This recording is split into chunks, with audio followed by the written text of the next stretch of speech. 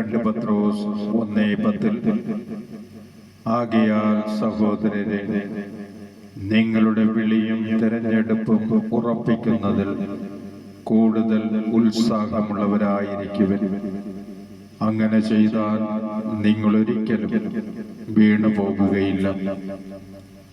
സ്നേഹമാകുന്ന കരുണ നിറഞ്ഞ പിതാവായ ദൈവം സ്വന്തം പുത്രനെ നമുക്കായി ലോകരക്ഷയ്ക്കായി അയച്ചുകൊണ്ട് അവിടുത്തെ പറ്റാത്ത സ്നേഹം, കരുണ നിറഞ്ഞ അനുഗ്രഹം പുത്രനായ യേശുനാഥൻ വഴി ആത്മാവിലൂടെ അനുദിനം ദാനമായി നമുക്ക് തരുന്ന ദൈവത്തെ നിത്യവും സ്തുതിക്കുക, ആരാധിക്കുക, അവിടത്തേക്ക് നന്ദി പറയുക.